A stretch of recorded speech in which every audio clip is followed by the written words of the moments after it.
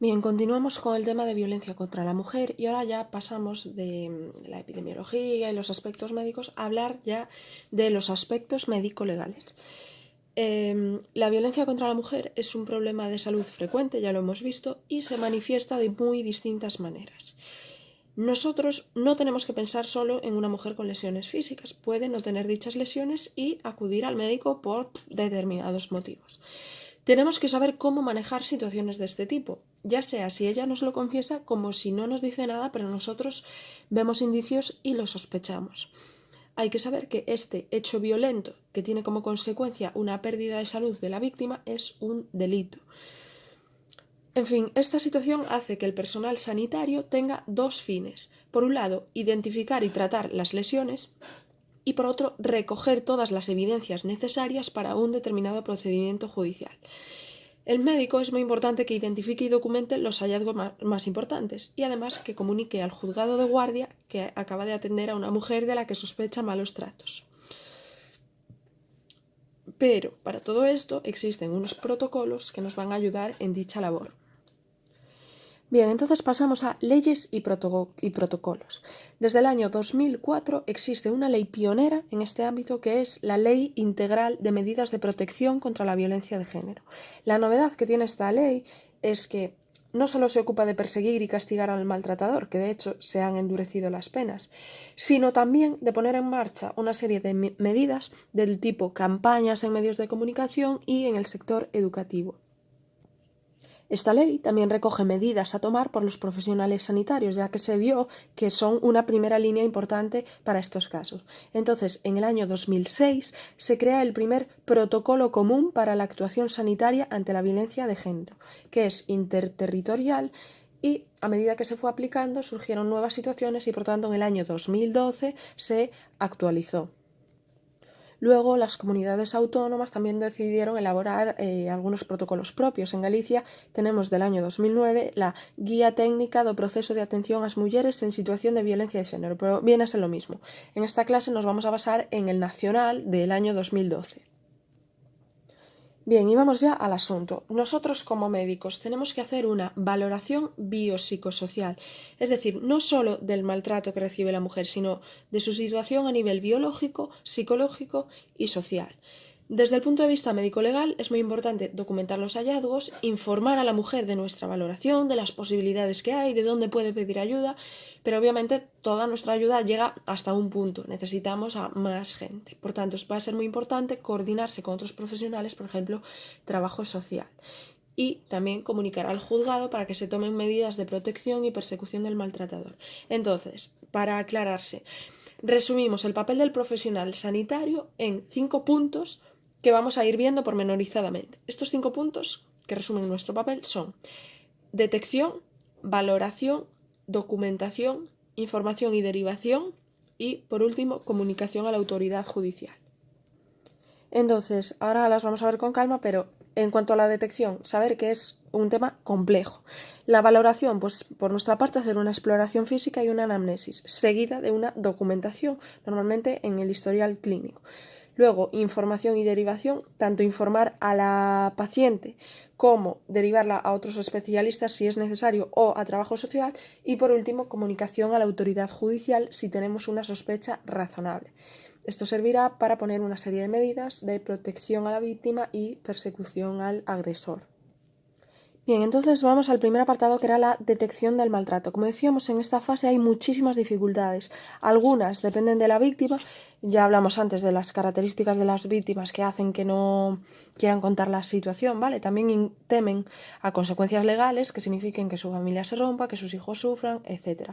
Pero hay otras dificultades que dependen de nosotros, de los profesionales, y son las siguientes. Primero, la falsa creencia de que esto no es asunto nuestro, de que son temas privados. Falsa creencia de que no es un problema de salud. Abordajes puramente biológicos de la atención sanitaria. La falta de tiempo, la falta de formación, experiencias personales de violencia, miedo a ofender a la mujer o falta de conocimiento y coordinación de los recursos disponibles. tenemos una serie de indicadores de sospecha que, bueno, no son muy específicos, pero a lo mejor juntando varios. En primer lugar, la actitud de la mujer, bueno, temerosa, evasiva, incómoda, autoestima baja, estado de ansiedad, falta de cuidado personal, si está presente su pareja busca su aprobación, etc. Actitud de la pareja. Solicita estar presente en toda la visita, muy controlador, excesivamente preocupado o, a veces es el caso contrario, despreocupado, banaliza todos los hechos. En cuanto a las lesiones, historial de lesiones frecuentes, personas propensas a los accidentes, hay un retraso entre que ocurre la lesión y la búsqueda de atención médica. Como dijimos antes, lesiones en distintos estadios de evolución, lesiones en zonas sospechosas, por ejemplo, las lesiones de defensa, y distribución o gravedad de las lesiones no se corresponde con la causa que ellos describen. Otros problemas de salud, pues lo que hemos dicho, trastornos psicosomáticos repetidos, intentos de suicidio, historial de depresión, abuso de alcohol, psicofármacos, etc. Aspectos sociales, aislamiento, pocas relaciones familiares, bajas laborales frecuentes. En cuanto a la utilización de los servicios sanitarios, ya dijimos que puede haber hiperfrecuentación debido a que tienen múltiples problemas de salud, pero a veces también abandonos, ausencias inexplicables. Hospitalizaciones frecuentes y también asistencias a urgencias. Y ya por último, pues informaciones de maltrato a través de familiares, amistades, etc. Bueno, y una vez que hemos hecho la detección del maltrato, que es quizás la fase más difícil, pasamos a la valoración. Es nuestra obligación, si sospechamos o detectamos maltrato, pasar a una valoración. Eso es lo que nos dice el protocolo. Y esta valoración incluye el siguiente esquema. En primer lugar, una valoración biopsicosocial. Luego, valorar la situación de la violencia, cómo es esa situación de violencia. Y por último, evaluar el riesgo. En la evaluación biopsicosocial hay que ver las lesiones, los síntomas físicos, pero también la situación emocional, la situación familiar, económica, laboral y la red de apoyo social. Aquí es muy importante tener una actitud proactiva como médico y dicen los estudios que hay que incluir preguntas que se refieran al maltrato. Al principio de forma genérica, por ejemplo, cómo van las cosas en casa, tiene problemas con la pareja y dependiendo de las interacciones que vayamos teniendo con la paciente, pues vamos profundizando. Según un estudio de la OMS, en contra de lo que podamos pensar, mujeres que de por sí no tienen la iniciativa de hablar del tema o que no lo quieren decir abiertamente, cuando se les pregunta, sí que lo cuentan, sí que lo hacen. Entonces, esto es algo y es de las preguntas primeras que tenemos que hacer. Estamos hablando ahora de la historia clínica. También hay que incorporar información de las observaciones que hacemos y de las interacciones que tenemos, así como describir la conducta de la paciente o incluir factores sociales relevantes. Después hay que hacer un examen físico completo. Las lesiones físicas son la evidencia más clara del trauma. Hay que comprobar si las lesiones que vemos se nos da una explicación adecuada y coherente y también describir cualquier hecho significativo que pueda explicar quién, qué, de dónde y por qué se han producido esas lesiones. En la valoración es importante, como decíamos, que se valore la situación de riesgo de la mujer y si esa situación que vive la está poniendo en riesgo a ella o también a terceras personas que puedan vivir en el hogar. Algunos indicadores del riesgo es que el maltratador tenga armas en casa, que le haya hecho amenazas de muerte, que las lesiones sean especialmente graves, que haya un aumento de intensidad y frecuencia de la violencia, agresiones durante el embarazo, pasar a maltratar también a terceros, etc. O sea, factores de alarma. Pero concretando más, tenemos aquí una tabla de indicadores de peligro extremo que son amenazas con armas o uso de armas, amenazas o intentos de homicidio, amenazas o intentos de suicidio de la paciente, lesiones graves, aumento de la intensidad y frecuencia de la violencia, agresiones durante el embarazo, abusos sexuales repetidos, amenazas o acoso a pesar de estar separados, abuso de alcohol o drogas en el agresor, trastornos paranoides, control obsesivo, aislamiento creciente, agresiones a hijos u a otros familiares y comportamiento violento fuera del hogar. Además, hay unas determinadas condiciones que tenemos que cumplir a la hora de realizar la entrevista clínica a una mujer que sospechamos que está maltratada. Y estas son: ver a la mujer sola, asegurando siempre su confidencialidad, observar actitudes y estado emocional, facilitar su expresión de sentimientos, mantener una actitud empática y respetuosa, abordar directamente el tema de la violencia con intervenciones facilitadoras, expresar que la violencia nunca está justificada, hacerle sentir que no es culpable, creer en ella, no juzgarla, alertar sobre los riesgos y aceptar su elección, no dar falsas esperanzas ni imponer criterios, y por último registrar con precisión los hechos en la historia clínica. Aquí hay que aclarar que muchas veces el maltratador viene con ella y hace muy difícil que podamos verla sola. En este sentido podemos utilizar la excusa de ir a hacer una prueba para poder intentar tener un momento con ella y que tener su confianza. Todas estas premisas son importantes, pero sobre todo lo es registrar con precisión los hechos en la historia clínica, independientemente de la actitud de la mujer, de si nosotros vamos a decir elaborar o no el parte de lesiones y de todas las circunstancias que se puedan dar. Porque eso va a ser muy importante para que en el futuro se complete todo el puzzle. Por tanto, después de la valoración pasamos al siguiente paso, que sería la documentación del maltrato. Lo que estábamos diciendo, todos los hechos indicativos de maltrato, ya sea porque ella nos lo dice o porque nosotros así lo sospechamos, deben ser recogidos y guardados en la historia clínica. Además de hacer una descripción narrativa de todos los hechos, si es posible deberían adjuntarse fotografías o un diagrama donde se describa el tipo de lesión, el tamaño, localización, zonas dolorosas, etc.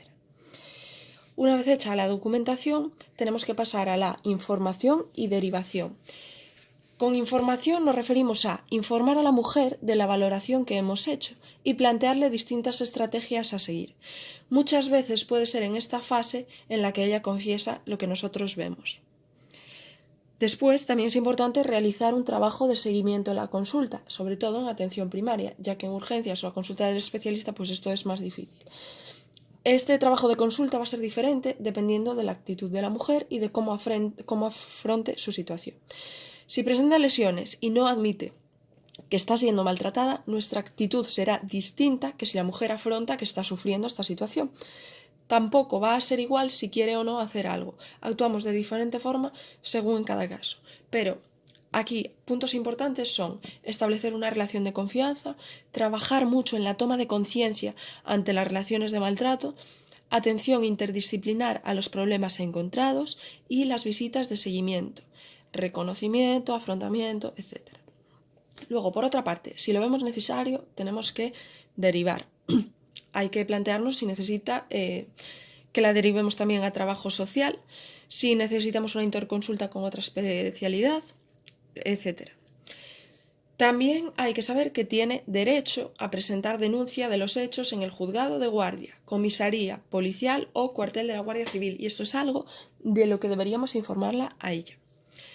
Informar también de que existen centros específicos para la mujer donde puede ser informada de todos sus derechos, recibir asesoramiento y la posibilidad de ser atendida en un centro de acogida de emergencia. Todo esto tenemos que intentar decírselo, que puede ponerse en contacto con la unidad de trabajo social del centro sanitario o del concello para la oportuna intervención. Y después de esta fase de informar y derivar, tenemos que pasar ya a la comunicación del maltrato. Es aquí donde viene la importancia del parte de lesiones.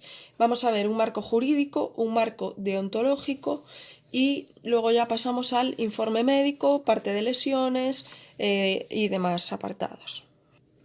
Bueno, en este apartado del marco jurídico lo que nos dice es que tenemos el deber como médicos de comunicar a la autoridad judicial la atención a personas que presentan lesiones que son consecutivas de un delito o sospecha de malos tratos, ¿vale?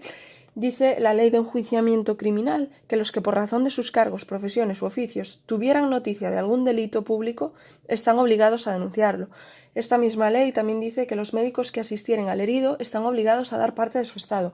Y ya, hablando del Código Penal, dice que el que pudiendo hacerlo con su intervención inmediata y sin riesgo propio o ajeno no impidiere la comisión de un delito que afecte a las personas en su vida, integridad o salud, libertad o libertad sexual, será castigado. Eso en cuanto al marco jurídico. En el marco deontológico se recoge un capítulo dedicado al secreto profesional y dice que hay excepciones, siendo esta una de ellas, el caso de sospecha de malos tratos, ¿vale? Dice el artículo 30 que el secreto profesional debe ser la regla, pero no obstante hay excepciones como esta de aquí. Además, el médico nunca debe participar, secundar o admitir actos de tortura o de malos tratos, cualesquiera que sean los argumentos invocados para ello. Está obligado, además, a denunciarlos a la autoridad competente. Y pasamos ya a hablar del informe médico, que no es lo mismo que el parte de lesiones. El informe médico es un documento importante como prueba pericial, tanto si la víctima decide denunciar como si no, ya que podría hacerlo más adelante, utilizándolo como elemento probatorio de la habitualidad y reincidencia del hecho violento. Aquí en el informe médico debemos tener en cuenta varios aspectos. En primer lugar, el informe médico debe reflejar la fecha aproximada del comienzo de los malos tratos. Debe reflejar las características de los malos tratos y la evolución de los mismos, describiéndolo con palabras que ha utilizado la víctima. También debe tener síntomas físicos y psíquicos o lesiones que ha presentado o presenta la víctima, incluyendo duración y evolución. También si podemos dar un diagnóstico y tratamiento. Y finalmente el juicio clínico, que es la relación de síntomas con el maltrato. La palabra que mejor define cómo debe ser la actuación del profesional es la de apoyo, respetando la confidencialidad, creyendo a la mujer, promoviendo el acceso a los servicios de la comunidad, respetando su autonomía y ayudándola a establecer las medidas de seguridad. Cuando un profesional sanitario atiende a una mujer maltratada, dependiendo del servicio clínico en el que se encuentren y las características de esa mujer y la situación del maltrato que está viviendo, se pueden plantear situaciones que comprometen la actuación del profesional al no saber qué hacer. La situación de maltrato de la que estamos hablando genera responsabilidad en quien tiene que ayudar a la mujer frente al maltrato. Es decir, que nos conviene mucho saber qué tenemos que hacer en estos casos y hacerlo, porque tenemos una responsabilidad y si no la cumplimos vamos a salir mal parados. Bien, y pasamos ya al parte de lesiones. El parte de lesiones, así hablando en general, es un documento que se elabora para comunicar al juez la sospecha de haber atendido a un paciente ante una situación delictiva, en este caso un maltrato. A partir de este parte de lesiones se puede iniciar un procedimiento judicial que abre una causa y el juez investiga el caso. Generalmente, salvo que el parte de lesiones evidencie una situación de gran gravedad, si no va acompañado de una denuncia de la víctima, en muchos casos el caso se sobresee. De todos modos, puede ser importante elaborar un parte de lesiones porque la mujer puede que no quiera hoy interponer la denuncia, pero sí en un futuro. Por tanto, el parte habrá quedado ya registrado. También es importante porque a partir de él se pueden establecer rápidamente unas medidas de protección y además va a recoger las lesiones físicas y el estado anímico de la víctima en el momento agudo, al poco tiempo de que haya vivido esa situación. Entonces muchas veces el forense utiliza esto para que luego se juzgue. Ahora, importante para nosotros, el parte de lesiones se elabora cuando tenemos una sospecha fundada de maltrato. Si fuera una mera posibilidad, lo mejor que podemos hacer es apuntarlo en la historia clínica y esperar a tener un poco más de evidencia. Ojo, nosotros no tenemos que luego ir por ahí fuera de nuestro trabajo intentando averiguar, pero seguir observando. Vamos a ver ahora cuáles son los problemas éticos que surgen en la atención sanitaria debido a este conflicto. ¿Hasta qué punto son autónomas las decisiones de una mujer maltratada? Si, por ejemplo, nos dice que no quiere denunciar a su pareja, nos tendremos que plantear la autonomía de esa decisión. En segundo lugar, ¿qué riesgos puede asumir una mujer maltratada en sus decisiones? Es decir, puede haber niños pequeños que estén viviendo las consecuencias de esta situación de peligro. ¿Hasta dónde puede asumir esos riesgos? Tercero, ¿qué obligaciones generan las decisiones de una mujer maltratada cuando los profesionales detectan el maltrato? Es decir, nosotros como profesionales tenemos que apoyar a esa mujer, pero muchas veces eso entra en conflicto con lo que por ley estamos obligados a hacer. Y finalmente, ¿qué calificación merece el silencio de los profesionales? Todo esto lo vamos a tener que tener en cuenta a la hora de tomar decisiones. Nosotros, como ya dijimos, tenemos la obligación moral, pero también legal, de denunciar. ¿Qué ocurre si la mujer niega el maltrato? Si lo niega es que no va a denunciar. Aquí nosotros, ¿qué tenemos que hacer? ¿Obtengo más beneficio interponiendo yo mi denuncia o espero a que ella haga algo? ¿Le hago un seguimiento? ¿Qué hago? El protocolo dice que en esta situación tenemos que hacer 3 cosas. 1. Registrar en la historia clínica los hechos y la sospecha. 2. Informar a la mujer y darle consejos. Y 3. Hacer un fuerte trabajo de consulta y de seguimiento. El protocolo recomienda la postura de seguimiento y afrontamiento de la situación, valorando el riesgo y la capacidad de la mujer y actuar en consecuencia de ello.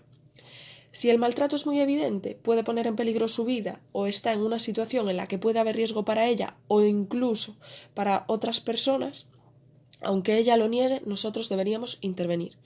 Porque una mujer puede negarlo en un maltrato leve, pero puede negarlo incluso aunque esté más asustada o sufriendo una situación más grave. Es decir, que lo niegue no significa que la situación sea leve. Nosotros valoraríamos si se trata de un abuso más o menos leve de otro de mayor envergadura, en el que incluso haya otras personas que puedan estar sufriendo. Por tanto, tenemos que intentar valorar la situación. Si el riesgo es menor y la capacidad de la mujer nos lo permite, demoraríamos la realización del parte de lesiones hasta tener una mayor evidencia del maltrato o hasta que la mujer estuviera preparada para dar ese paso. ¿Qué ocurre cuando reconoce malos tratos, pero no quiere que se envíe el parte de lesiones? Porque cree que es perjudicial para su vida, para sus hijos, pierde el control y no sabe lo que podrá ocurrir.